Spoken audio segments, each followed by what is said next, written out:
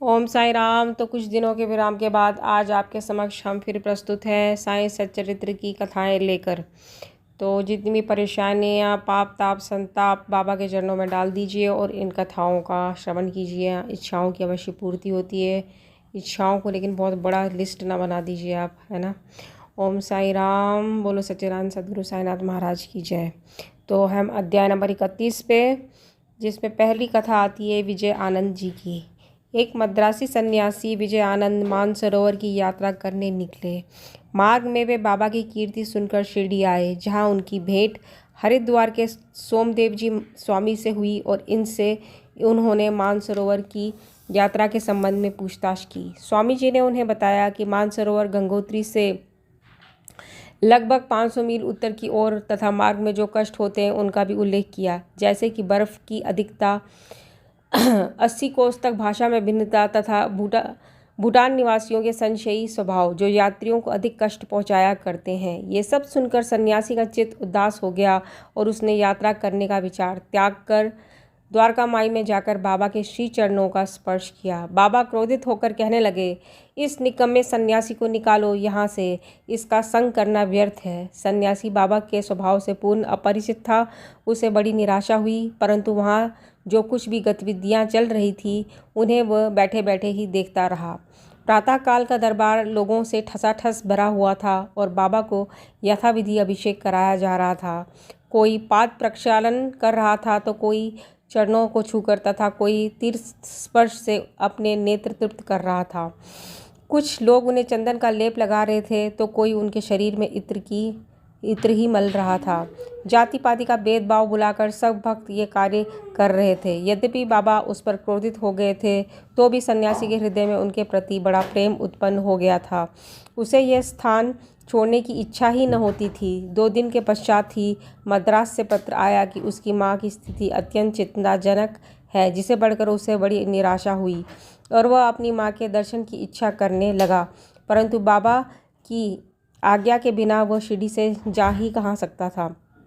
इसलिए वह हाथ में पत्र लेकर उनके समीप गया और उनसे घर लौटने की अनुमति मांगी। त्रिकालदर्शी बाबा को तो सबका भविष्य विदित ही था। उन्होंने कहा कि जब तुम्हें अपनी माँ से इतना मोह था तो फिर संन्यास धारण करने का कष्ट ही क्यों उठाया।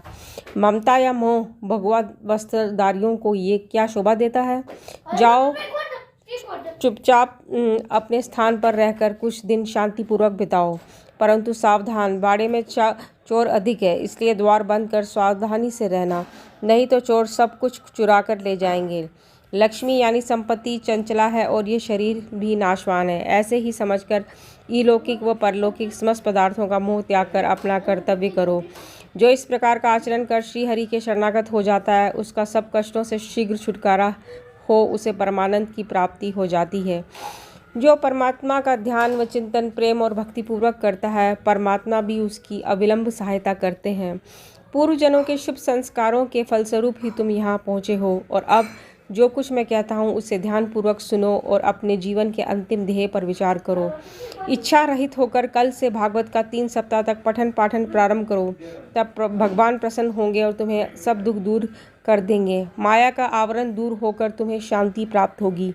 बाबा ने उसका अंतकाल समीप देकर उसे ये उपचार बता दिया और साथ ही राम विजय पढ़ने की भी आज्ञा दी, जिससे यमराज अधिक प्रसन्न होते हैं। दूसरे दिन स्नान आदि तथा अन्य शुद्धि के कृत्य कर उसने लेंडी बाग के एकांत में बैठकर भागवत का पाठ प्रारंभ कर दिया। दूसरी बार पठन समाप्त होने पर वह बहुत थक गया और वाड़े में आकर 2 दिन ठहरा।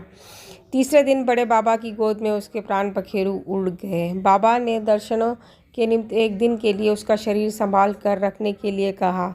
तत्पश्चात पुलिस आई और यथोचित जांच पड़ताल करने के उपरांत मृत शरीर स्थान पर समाधि बना दी गई। बाबा ने इस प्रकार सन्यासी की सहायता कर उसे सद्गति प्रदान की। तो ये सब उन सब लोगों के लिए जो बाबा के लिए बेकार के आक्षेप लगाते हैं। हर किसी को बाबा ने सद्गति दी और सद्मार्ग ही बताया। इसी प्रकार इन सन्यासी को भी उन्होंने जो है राम विजय लास्ट में पढ़ने की आज्ञा दी, क्योंकि उन्होंने देख लिया कि उनका अंत समय जो है वो समीप है। तो इस प्रकार से बाबा त्रिकालदर्शी थे और हमेशा उन्होंने अच्छे विचारों को ही प्रोत्साहन दिया। हमेशा उन्होंने हिंदू धर्म को ही प्रोत्साहन दिया। बोलो सच्चिदानंद सद्गुरु साईनाथ महाराज की जय। चैनल को सब्सक्राइब अवश्य कीजिए।